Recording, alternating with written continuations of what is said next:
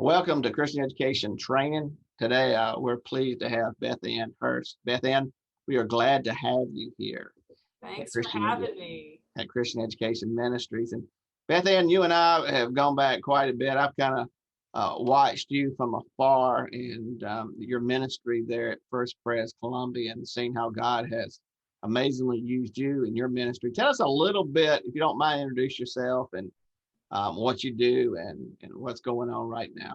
Yeah. So I am on full-time staff at First Pres in Columbia, South Carolina. I work specifically, I'm hired for middle school girls only ministry. But I've been here for 10 years. So all of those middle school girls become high school girls. So it's all pretty fluid in that I end up spending time with them when they're in high school. We have the structure of our staff here is that there's a director of youth ministry, and then there's 3 assistant youth directors. And so there is normally a high school girls person and a middle school boys person, and then the director fills kind of that high school boys person amongst over everything.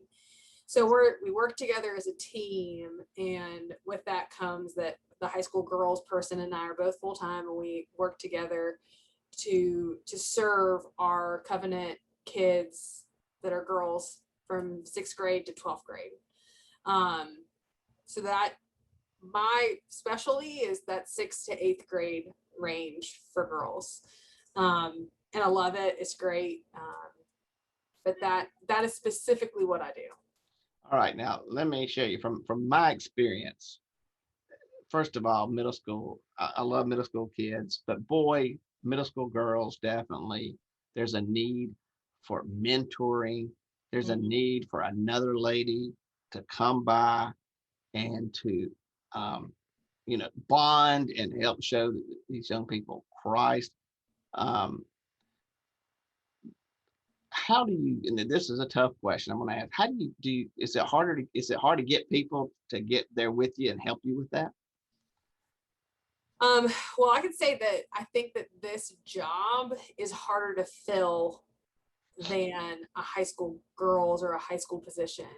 Middle schoolers, whether it's middle school boys or middle school girls, I think that most people are very hesitant to jump back into possibly the most awkward 3 years of their entire life. That's just, you leave middle school and you're like, I never want to go back. But yet every single kid has to go through middle school. And you think about how important it was to have somebody when you were in middle school. So I guess I'll probably talk to that later, but is it hard to find people? It is. We're a big church, and it's even hard for probably several reasons, but like the one I just said, most women, when they think about volunteering or getting involved, they probably think about children's ministry first, which is obviously a need. I think most all women probably at some point probably do circle back and go and help in that arena, but middle school is kind of a drought. I have the people that I've always kind of gone to get are my close friends. People that know my heart for ministry that will jump in have always been probably like my good close friends who then will, give a season of their life to helping me with Bible study or come on retreats. And that's been my easiest pool of people that I know personally. You get the occasional, maybe like a new member is inquiring about helping out with youth ministry, but they're most likely going to want to do high school.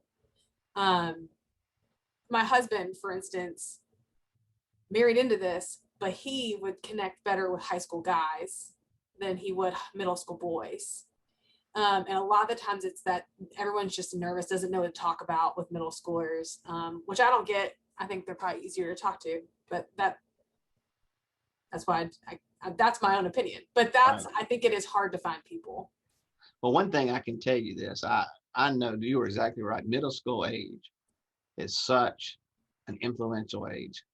I mean, they're trying to figure out who they are, trying to figure out what they believe. everything's changing in their lives. And it is good to have somebody that they can see that it makes a big impact on their lives. Mm-hmm. They need somebody that was willing to spend some time. And I think the part of it I mentioned to you earlier as being a male, trying to figure out, it was a lot easier for me to find out and do things with guys, of course, that. And even to go back to my youth worker, I remember him specifically taking me to see a movie. And it was just, we went to the movie theater, and all of a sudden I remember sitting in there watching the movie, and all of a sudden something came up, and he goes, I just felt my conscience leading me. I can't stay here anymore. We just go do something else. I remember that making me mad. I remember that I didn't understand, but I remember the impact that had on my life, that, I saw a gentleman who followed Christ, and that was more important to him than anything else. Right. And I've never seen that before. And it's, you talk, we mentioned covenant kids. I was one of those that, I grew up in the church, but really, my dad was alcoholic. And so, I did not have that person to follow to set that tone, but yet the church provided that person for me. And so that was so very vital in my life. And that's why I'm so excited about the position that you have with those girls. I was talking to one lady about youth ministry, and Beth Ann, you'd find this interesting.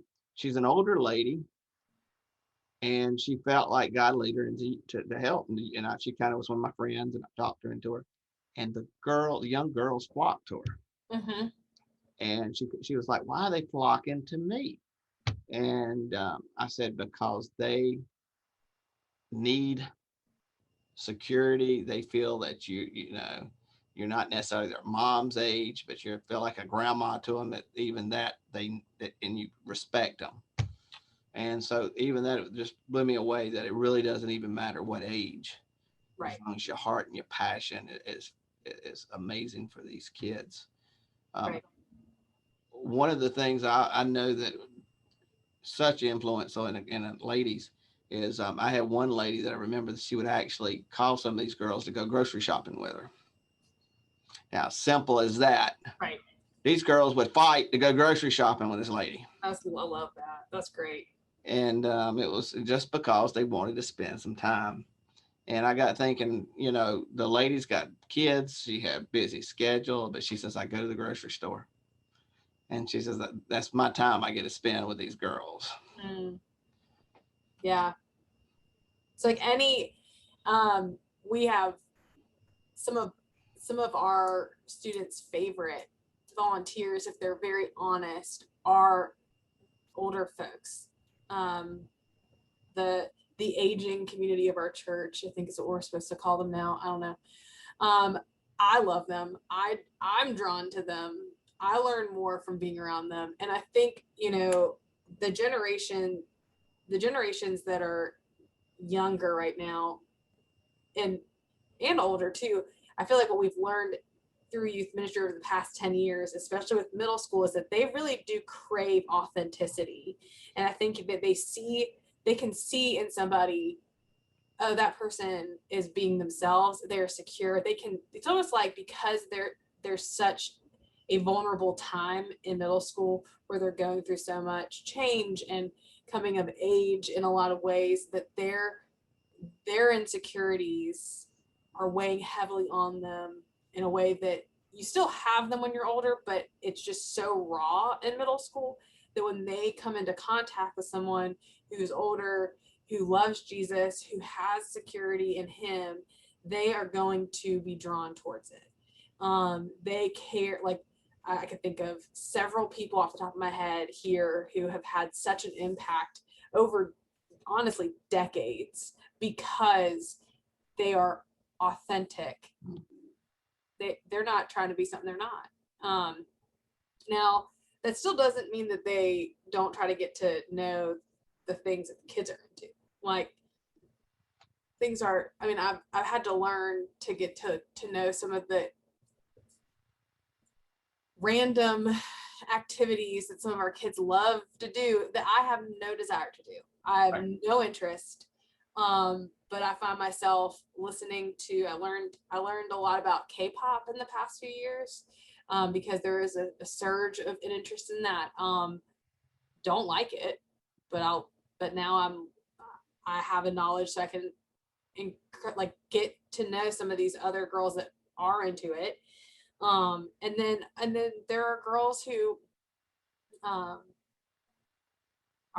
girly girls. There are girls who aren't, and that's where the need for volunteers to connect in is so necessary, because you never know who's going to connect. Never do. And I can tell you, sometimes people always say it's time. If someone invests time, these kids pick it up. Yeah. I'll never forget this. My son was playing basketball for his school, and they were actually playing like it was an hour away. And so we traveled to the game. We're watching the game, and my son looks up in the stands and he goes, I could tell somebody caught his attention. And I never picked it up after the ball game. After the ball game, he runs up to this guy, and I'm looking, it's the guy from church. Mm-hmm. He had mentioned about the ball game. This gentleman had said, this from the guy that said, hey, I'll come watch you play. And he was like so impressed. And I can tell you, of all the things that have happened to youth groups and all the Bible studies and Sunday schools, that impressed him more than anything else because he invested time. And afterwards was talking to us as parents, and recognizing that, hey, you guys support, and I want to just be here and support Jesse, my son, just like you guys are. Mm-hmm. And what was interesting, this lady who I was telling you about who invested in young people, I was at one of our home games, and all of a sudden she shows up, and I was like, what are you doing here? And she says, well, so-and-so asked me to come watch them play. Mm-hmm. And it's amazing when some of those kids left, they had talked about the impact that this one lady had. Mm-hmm. And she was retired and she had more time. And she said, I'm looking for stuff to do. I don't want to sit at home and watch TV all day. Right. Yeah. And so, it's an impact on kids' lives. And I think a lot of people are, like you said, are scared of that age. But it's so rewarding once you get in there and just try to, get past the foolishness a little bit sometimes of a junior high and actually see those kids' hearts. Right. I agree. One question I want to ask you, but you're at a big church and I understand that, and it's good to be able to minister like that. Do you have any advice maybe for a small church that maybe has one or two junior high girls and they're needing help? Yeah. And my background in general is probably a larger church setting. But even the small, we go to Von Clarken with small churches, and I am always blown away by the sweetness of some of the older generations taking the two kids from their church to Von Clarken for a weekend retreat. That's huge. And I think that whenever you have like one or two kids in your youth group, one or two girls that are in middle school, and I'm guessing probably more at a smaller church, they're probably going to the same school most likely, which I'm at a downtown church. I'm jealous for that. We don't have just one school. And that's a challenge. Mm-hmm. So I do feel like even having the two, or like a smaller group, allows you to go deeper. So if you're thinking, what can I do to get involved? And there's just a few girls, most likely you will have a deeper impact in a shorter amount of time than at honestly a bigger church right now. Like it takes a longer time. I mean, there's the navigating of a smaller group is going to be probably more effective faster. And that's obviously not like an equation that I have any proof towards, besides that I would just imagine that like when we have small group settings with our church, you just have the ability to go deeper. And and that could be intimidating for some people to know that if you have only a few and you go with them for a weekend, they may be the ones who immediately want to jump into hard topics, or if you have like a Wednesday night gathering and they're the only ones there, it's good to have some things to kind of have in your back pocket to be ready to do if, you know, they decide that the conversation's over. I mean, that's also true here though. Like I do feel like one of the things that's hard is whether it's small or big, they're still middle schoolers. They all have probably similar dispositions. So, which I think are awesome. But probably my two pieces of advice would be like that you could go deep with a smaller group. You can have effective ministry with the 2 that you would with the 10. And then the other thing is like, it's going to open doors for you to get to know each of them very like personally. And that's huge. Like getting to know them one-on-one versus a group setting is huge in connecting and helping lead middle schoolers. So that's probably my 2 cents. Yeah, I saw one instance of what we're talking about. One small church had a couple of girls and a couple of guys, very small church, but they invested. Some people made a decision. We're going to invest. And so there were probably 10, 12 people that were going to invest in these kids. And it was amazing to see the difference in the kids, because they got to church and all of a sudden these 10 people were all around them, wanting to get to know them, want to take them places. And I mean, these kids love going to church. They just, you know, they felt love, they felt affection, and made me think real quick of a lot of times when we, especially in the Presbyterian tradition, when we have a baptism of an infant, we ask the question, especially the congregation, will you do all you can? We ask parents, and then we ask the congregation, will you do all you can to ensure that this child grows up in the way of the Lord? And I think when people take that seriously, which we should, you know, there should be a lot of people investing in kids' lives. That's what we've always said is youth ministry. The purpose of it is it's an extension of that vow. I mean, we're not taking them out of their families. We are coming alongside the families. So that's huge. And that's where when you have other older generations pouring into these younger generations, especially middle school girls, it is, I mean, you're investing, it's investing in the future of the church too. So I mean, I would agree. I mean, it's amazing to see how people's folks' investments can be, really, it's biblical too. So That's exactly right. Well, Beth Ann, thank you for sharing with us. The purpose of what we wanted to do is I wanted our audience to see how exciting it is and how valuable it is to minister to our young ladies.